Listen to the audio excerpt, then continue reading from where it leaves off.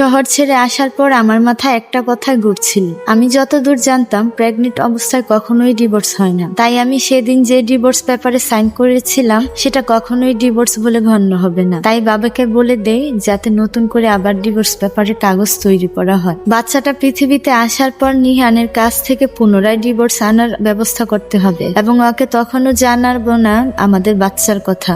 যথারীতি আমার বেবি হওয়ার 1 মাস পর বাবাকে আবার সেই পুরনো শহরে নিহানের বাড়িতে পাঠাই। বাবাকে দেখে ওরা ভাবে হয়তো বাবা আমাকে ফিরিয়ে নেওয়ার কথা বলতে এসেছে, তাই তারা তেড়ে আসে বাবাকে কথা শোনানোর জন্য। কিন্তু বাবা তাদের থামিয়ে দিয়ে নিহানকে ডাকতে বলে। নিহান আসার পর বাবা ওকে বলে সেদিন যে ডিভোর্স হয়েছিল তা বাবা মানে না, তাই বাবা পুনরায় ডিভোর্স পেপার নিয়ে এসেছে এবং সেখানে সাইন করে দিতে বলে। নিহান তখন বলে যে সেদিন তো ডিভোর্স হয়েছে, তাহলে আবার কেন, তাও আবার এতদিন পর ডিভোর্স হয়েছিল তা মানেন না বলে নতুন ডিভোর্স পেপার নিয়ে এসেছে। বাবা তখন বলে কারণ এখন আমার মেয়ের বিয়ে ঠিক হয়েছে, তাই আমি পাকাপোক্ত ভাবে প্রমাণ রাখতে চাই যে তোমার সাথে আমার মেয়ের ডিভোর্স হয়ে গেছে, আর কখনো তুমি আমার মেয়ের জীবনে আসবে না। নিহান কিছুটা বিরক্ত হয়ে বাবার কাছ থেকে ডিভোর্স পেপারটা নিয়ে সাইন করে দেয়। ও একটা বারও আমার কথা জিজ্ঞেস করেনি। বাবাও বাড়ি থেকে বের হয়ে আমাকে জানায় যে ডিভোর্স হয়ে গেছে।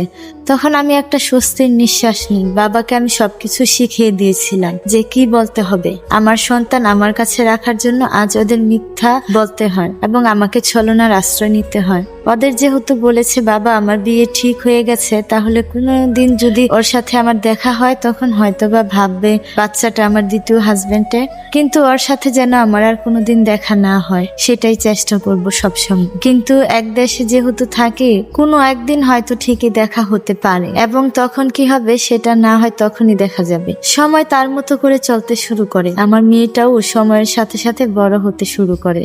একটা কোম্পানিতে ছোটখাটো চাকরির ব্যবস্থা করে নিয়ে খুব ভালোভাবে দিন চলছে আমার। সেই কোম্পানিতে চাকরি করে মিহির যে আমার থেকে অনেক উপরের পোস্টে আছে, সে যে আমাকে পছন্দ করে তা কিছুটা আন্দাজ করতে পারি। কিছুদিন পর সে আমাকে বিয়ে করার প্রস্তাব দেয় এবং তখন জানতে পারি সে আসলে আমার মেয়ের বাবা হওয়ার জন্য আমাকে বিয়ে করতে চায়। তার সম্পর্কে আমি সবই জানি। তার ওয়াইফ গত 5 বছর আগে মারা গিয়েছে এবং সে তার ওয়াইফকে অনেক ভালোবাসতো, যার জন্য সে তার কখনো বিয়ে করতে চায়নি। কিন্তু প্রথম যেদিন আমার মেয়েকে দেখে সেদিন থেকে আমার মেয়ের উপর সে একটা আলাদা টান অনুভব করে আর আমার মেয়েটাকেও তাকে খুবই ভালোবাসে। আর তার প্রমাণ হলো তারা দুজন একে অপরকে না দেখে 2 দিন থাকতে পারে না। অবশেষে অনেক চিন্তা ভাবনা করে মেয়েটার জন্য বিয়েতে রাজি হয়ে গেলাম, কারণ আমার মেয়েটাকে বড় করতে হলে তার বাবার পরিচয় তো লাগবে, আর আমি চাই না আমার মেয়েটা নিহানের পরিচয় বড় হোক। আমার মেয়েটা না হলে মিহির নামের এই লোকটার পরিচয়ই বড় হলো। অনেকগুলো বছর কেটে গেছে।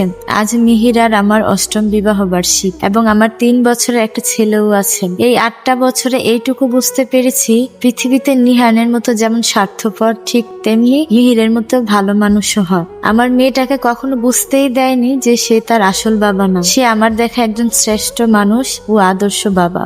বছর 5 আগে নিহানের এক বন্ধুর সাথে দেখা হয়েছিল আমার। তখন তার কাছ থেকে জানতে পারি নিহানের বউর প্রথম বেবিটা মিসক্যারেজ হয়ে যায়। এর কিছুদিন পরে নিহানের একটা গুরুতর অ্যাক্সিডেন্ট হয়, যার কারণে সে বাবা হওয়ার ক্ষমতা চিরকালের মতো হারিয়ে ফেলে। তার বউ যখন এটা জানতে পারে তখন নাকি সে তাকে ছেড়ে চলে যায়।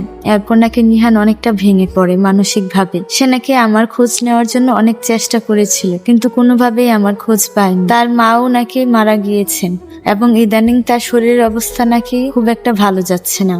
আমি তখন নিহানের বন্ধুটাকে অনুরোধ করি যেন সে না জানায় আমি কোথায় আছি। সেও আমাকে আশ্বস্ত করে যে সে নিহানকে জানাবে না। কিছুদিন আগে একজনের কাছ থেকে খবর পেয়েছিলাম নিহান নাকি মাস 2 আগেই মারা গিয়েছে, কিন্তু সে কখনো জানতেই পারলো না যে তার নিজের একটি সন্তান ছিল। আমি কখনো তার খারাপ চাইনি, আমি চাইতাম সে ভালো থাকুক, কিন্তু মানুষকে তার কর্মের ফল অবশ্যই ভোগ করতে হয়। নিহানকে আমি অনেক আগেই ক্ষমা করে দিয়েছি। তার উপর আমার কোনো কালেরই কোনো রাগ ছিল না, কারণ তার জন্যই তো আমি মিহিরের মতো মানুষের সাথে দেখা পেয়েছি। সে যদি আমাকে ছেড়ে নাই দিত তাহলে আমি কখনো জানতেই পারতাম না মিহিরের মতো ভালো মানুষ হয়, যে মানুষকে নিঃস্বার্থভাবে ভালোবাসতে পারে।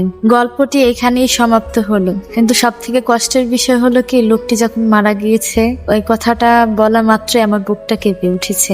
গল্পের মতো জীবন নয়, কিন্তু জীবনও কিন্তু গল্পের মতো। খুব কম মানুষই আছে ডিভোর্সের পর ভালো একজন জীবন সঙ্গী পায়, কিন্তু যে মানুষটা অল্পের জন্য একটা মানুষকে দোষারোপ করে বিচ্ছিন্ন করে সম্পর্ক ছেড়ে দেয়, ডিভোর্স দেয়, সে মানুষটি না আসলেই মানে একটা রত্ন হারিয়ে ফেলে একটু ভুলের জন্য। তো গল্পটি এখানেই শেষ করলাম। আপনাদের কাছে কিরকম লেগেছে অবশ্যই কমেন্ট করে জানাবেন, আর অবশ্যই ভিডিওটি বেশি বেশি শেয়ার করতে হবে, লাইক কমেন্ট ওয়াও লাভ দিতে হবে। বাস্তব জীবনের ঘটনা এবং গল্প শুনতে চাইলে অবশ্যই পেজটি ফলো দিয়ে রাখবেন, আর আপনাদের জীবনের ঘটনাও আমার সাথে শেয়ার করতে পারেন। যদি আমার ভালো লাগে অবশ্যই এর পরবর্তী ভিডিওটা আপনার হবে। সবাই ভালো থাকবেন, আল্লাহ হাফেজ।